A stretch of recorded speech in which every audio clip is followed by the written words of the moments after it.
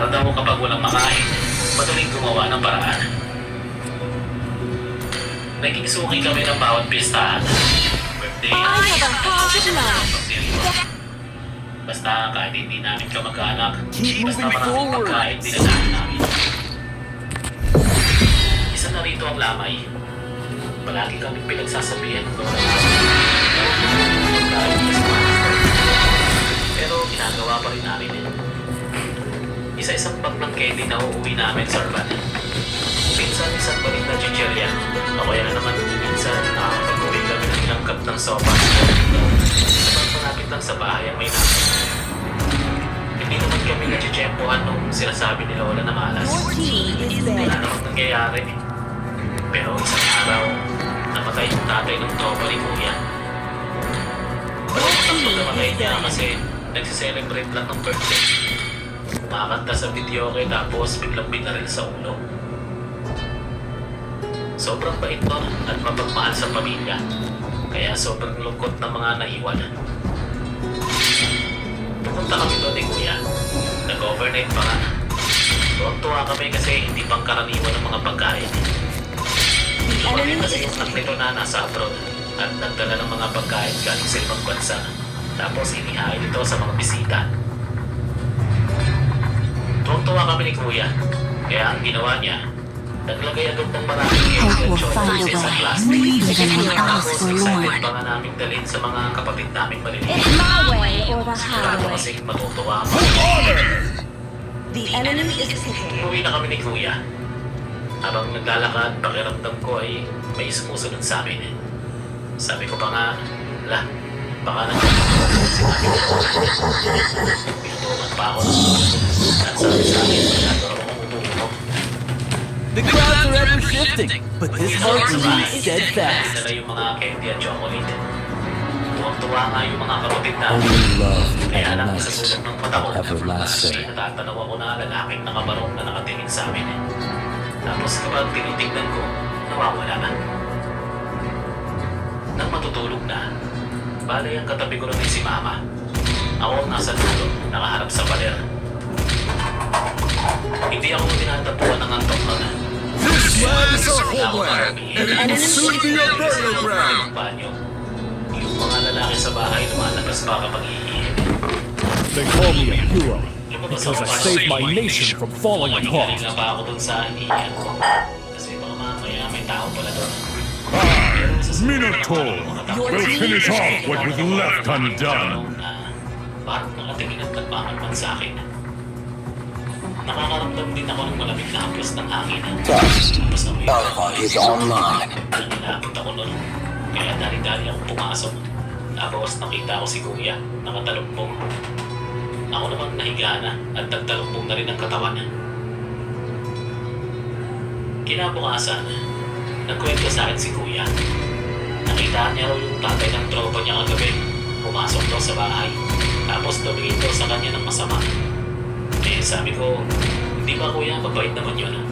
Bakit naman magagalit yun sa atin kung nag-uwi tayo ng pagkain galing sa lamay niya?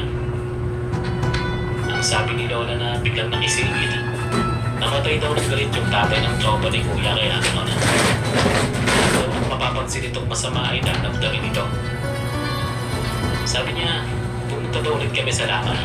Tapos mag-sorry daw kami doon sa patay sa kabaong. Hindi ginawa nga namin. Kaso itong si Kuya, tigas ng ulo.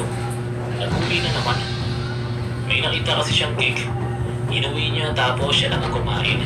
Tapos hindi man lang kami binigyan. Nakakatakot na talaga ang sunod na nangyari. Nakarinig ako ng mga yabag sa labas. Hindi ko sasabihin kay lumadaan. Kasi parang nililibot yung bahay namin. Pagkatapos, nakarinig ako ng katok sa pinto. Sabi ko pa noon, sino yan? Pero hindi naman sumasagot. Nagtalakbong na rin ako kasi parang kinakabahan na rin ako ng oras na yun. Umahon si Kuya. Nagalis ako ng talakbong. Sabi ko, Kuya, ano ka? Sabi naman niya, yosi lang daw sa labas kasi hindi raw siya makatulog. Ako naman bumalik na sa pagtulog. A true hero has come to help. Bakit parang ang lakas pa rin ang tibok ng puso ko?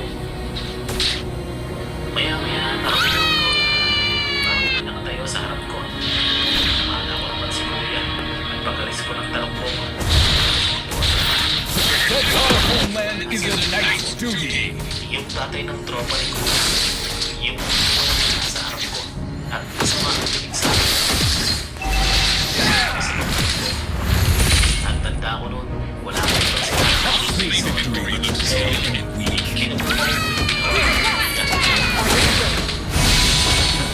nanay ko nagalit sa akin kasi ang ingay ko raw. Alam ko ang nanay ko, nakita siya. Sabi niya daw. At napansin ko rin si Kuya, hindi pa rin siya bumabalik. Kinabukasan, isang masamang balita ang bumungad sa akin. Tinamaan si Kuya ng ligaw na bala sa ulo at natagpuan na lang itong patay sa may iskinita. Hindi ko alam kung yun bang naitulong ng pagkakamalang sa naman. Minsan, sa mga pamahiin. Kasi minsan nagkakalit ang talaga. Kaya ang kwento ko sa plan. Maraming salamat po kung maraming dito.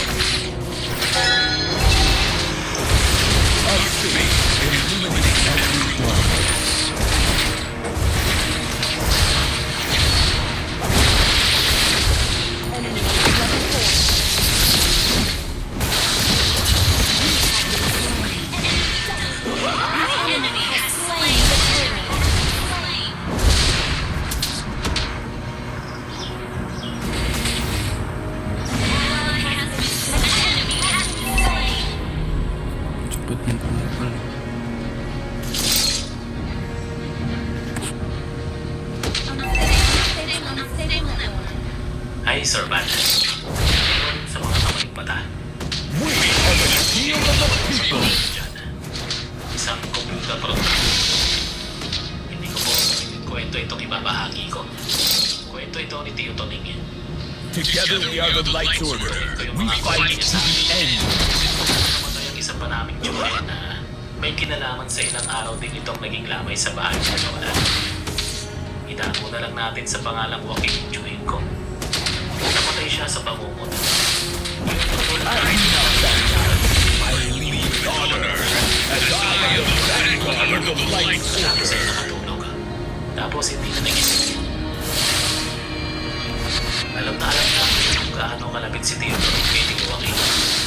Para silang magkapares na sapatos na hindi pwedeng pagyukin. Pinapakit siya.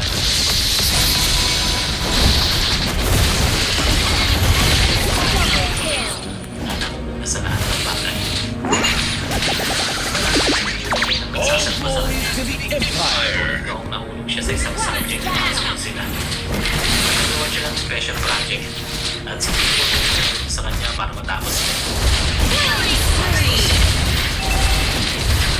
Nakita ko talaga na matay pa nga siya sa pagkakaya sa sobrang pag-iyak. Hanggang sa dinala ng labi ni Tio Joaquin sa bahay.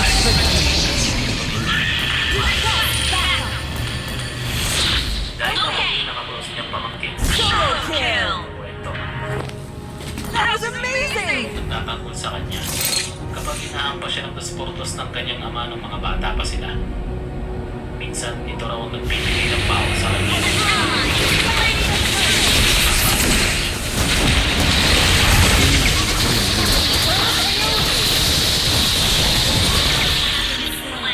Aray ko po siya.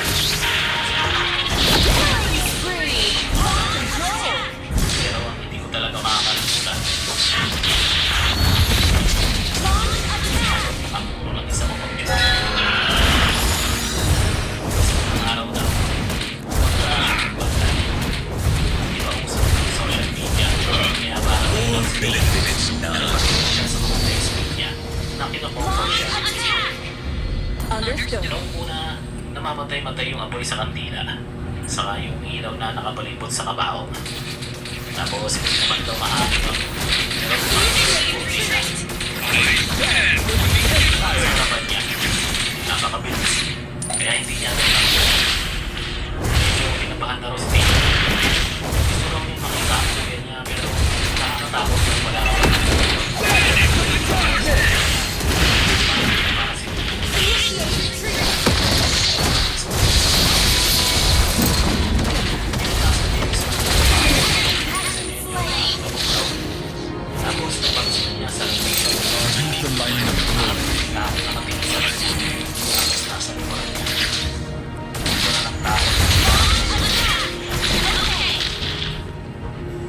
nga ba?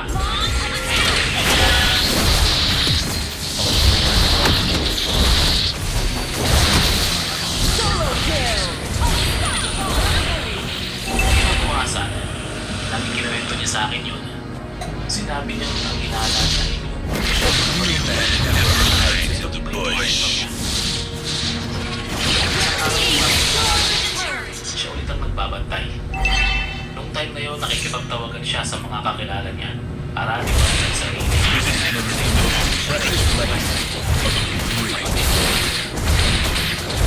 Ako, naman niya pagdating sa kanya. Siya pero wala ng tao. Tapos, may hindi siya makiyabag sa sarili. Lumingon siya pero wala namang tao kasi ng mga oras na yun bukod sa kanya. Sabi niya,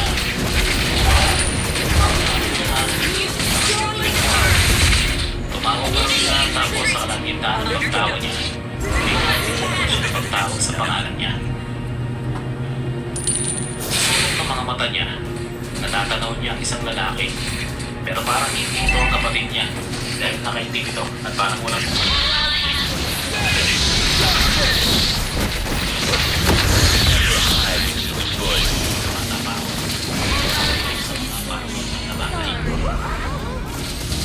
nung gabi na nalaman niya, iba na si Tio Tony niya. Nung mga nakarang araw kasi, pinipilit pa nitong maging masaya. Nakikipagkulitan at nakikipagbanding sa mga kababata nila ng kapatid niya na gabi-gabi nasa lamay. Pero sa huling gabi ng lamay ay iba na ito.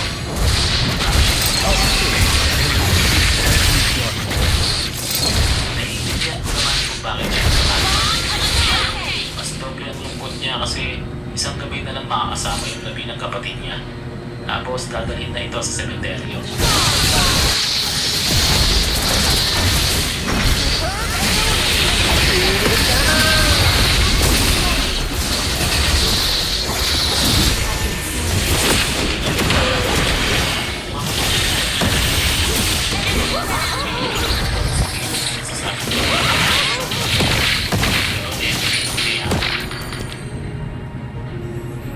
Noong araw na yun, kinabukasan, nakwento sa akin ni Tio na makita niya naman daw yung nakita niya sa lamay. Parang nagmamagmag sa kanya. Balisa na rin sa Tio na hindi niya makausap. Hindi lumalabas ng kwarto. Dalawang araw pagkatapos ng limit, namatay si Tio Toning. Na-aksidente siya. Nagdadrive siya ng single na motor tapos nakalaglag ng truck. Ayaw niya sana nang lumabas pero kailangan niya sunod yung gusto nilang kapatid. Kasi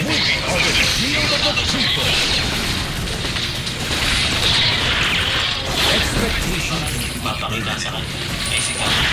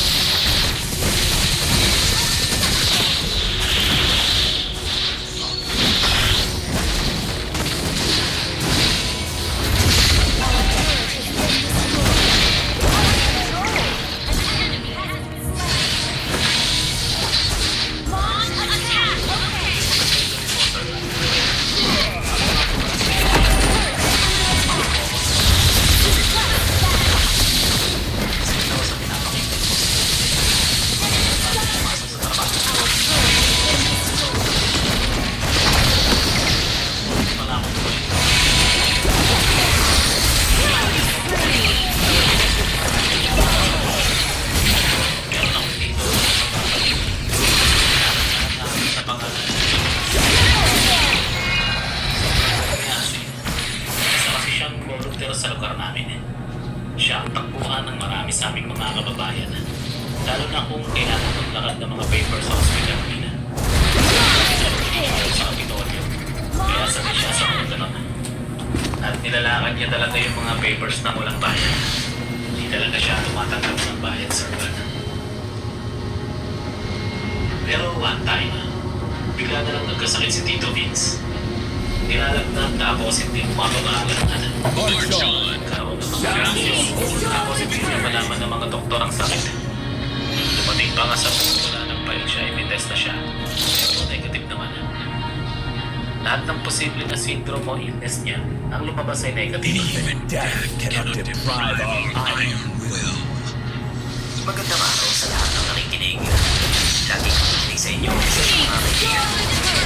Na-curious ako isang beses at nakikinig ako. Simula noon ay naging fan na ako ng Simulan ako sa mga abangers tuwing may upload. Sana nga araw-araw ang upload para araw-araw din akong may napapakinggan. Itong kwento ko nangyari noong mga panahon na hindi pa ako nakakapag-asawa.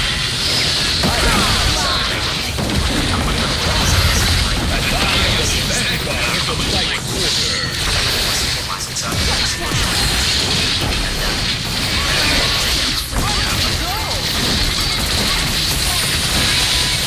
Isa sa mga paborito kong hobby noon. Wala akong bata. Usually mga asawa ko wala akong ginagawa. Sinawa ng sobrang handa. Yun bang mag-jogging lang. Tapos magja-jogging ako sa labas. Understood. Yun kasi ang pinaka-exercise ko. Medyo inatan ko rin ang kalusugan ko. Dahil ang pamilya namin may history ng diabetes. Nung Pasko na lolo, Understood. bukid yung lugar nila. Talagang wala ka pang ng meeting o kaya traffic. Mas marami pang posible sa sasakyan. Ang presko ng hangin. Tuwa-tuwa nga ako.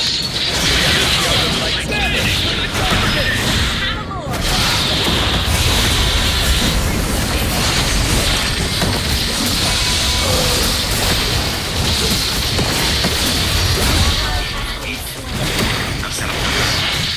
Sobrang nakaka-relax siya. Hindi tulad sa tinitirahan ko na puro usok ng sasakyan ang malalaman mo. Mga ilang minuto na hindi na ako gusto tumatakbo ng kasabay ko.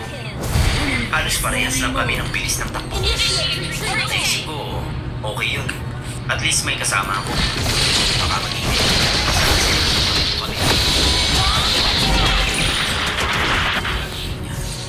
Kung nakakasabay yun, ito ang medyo lagi ang suot ng damit.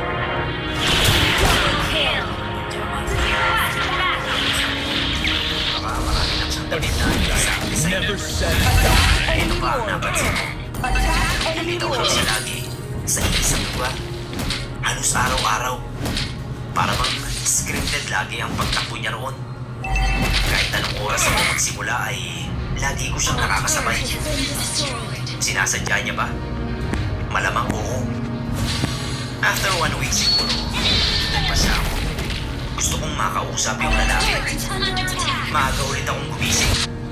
Kumain ng konti, tapos labas na. Nung umaga na yon, parang mas madilim yung umaga. Tapos mas malamig. Iniisip ko kung paano ko siya i-approach. Sakto maalala. Sakto nandoon uli siya sa lugar kung saan lagi siya lumilitaw. Dati pa rin ang suot niya. Puting t-shirt at pulang pajama. Tinoto ko yung takbo ko. Gusto ko siyang maabutan. Nahirapan ako kasi mataas nga yung daan. Pero nahabol ko pa rin siya. Empire. Tinawag ko siya.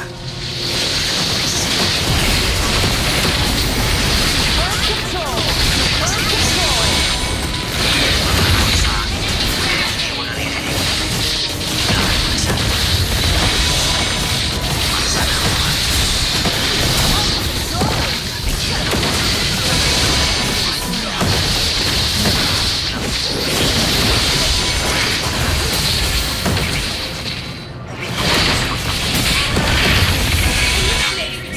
Lumingon din sa akin.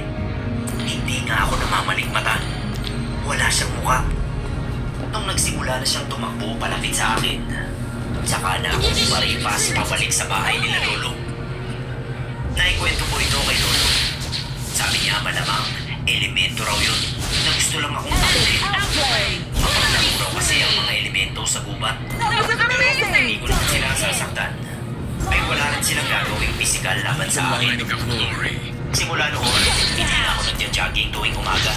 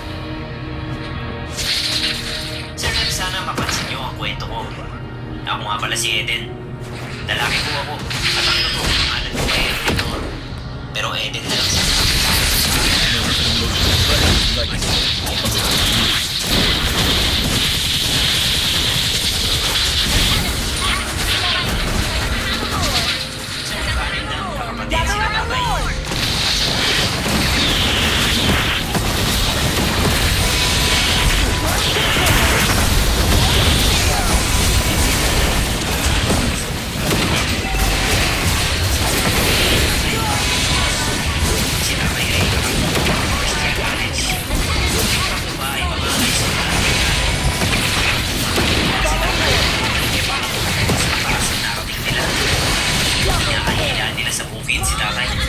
Siya ang gumagawa ng mga pagsasaka, tatanim, pag-aani. Pero pinakakunti ang parte niya sa lahat. Katubilan niya, ay araw-araw ay buwan ng pagkakas sa tatay sa bukid. Samantalang ang mga kapatid niya ay buwan na lang nakakuha o kaya ay pinanihan. Tahimik lang si tatay sa lahat ng kawalang patas na nararanasan niya at namin. May maayos na trabaho naman daw siya bukod sa bukid. Kaya ayos lang yun sa kanya.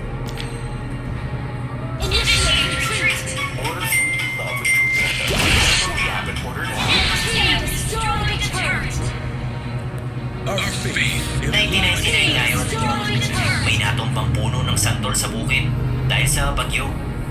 Kami lang nila tatay ang naglinis doon at hindi tumulong ang sinuman sa mga kapatid niya. Pero noong nalaman nila na may nakuhang mahalaga si tatay, ay interesado silang lahat na makuha yun.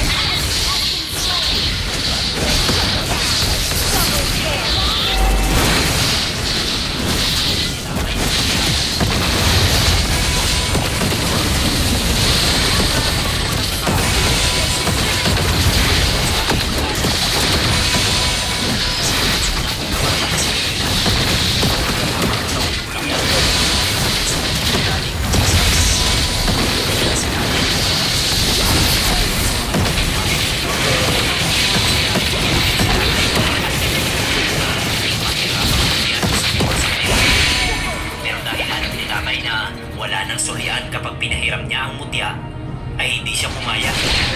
Yung isa naming tiyahe na si Iniya muna, ay masasabi ko, pinakamainit sa mga kapatid ni tatay. Pinakamainit si tatay, para may dahilan siya na masabing masama ang mutya ng sarili namin. Kapag daw nahihirapan na si tatay, ay tsaka itatalim sa kukote niya. Itapon ang mutya dahil yun ang masama. Mabuti na lang at isa sa kakayahan ng mutya na yun ay ang protektahan ng may hawak laban sa kulang. Barang at iba pang padala ng kaaway. Hindi tinatalaban ng kulang si tatay. At pinsang bumisita si Yamona kay tatay sa bukid, ay nangatiraw ng matindi ang katawan nito. At nang tignan ang kanyang likod, ay puro kalbot yun. Pinagbintangan pa nga niya si tatay na siya ang may kagagawa.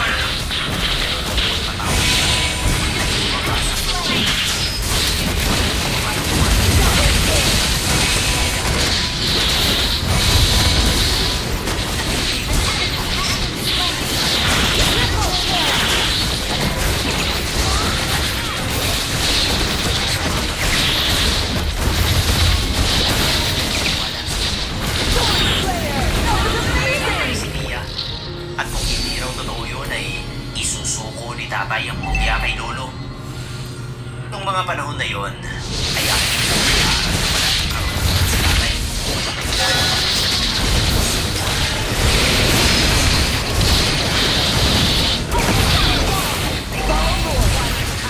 Kapatid, dahil kailanman ay hindi kami bibigyan ng katahimikan ng sariling pamilya ni tatay. Sinunod nila nanay at tatay ng payo ng bantay. Taong 2002 ay umalis kami sa bukid at lumipat sa Maynila. Sa mga sandaling ito ay tanging kami ng kapatid ni tatay na si Hindi Kapal ang kasundo namin. Sa kanya namin nalalaman ang mga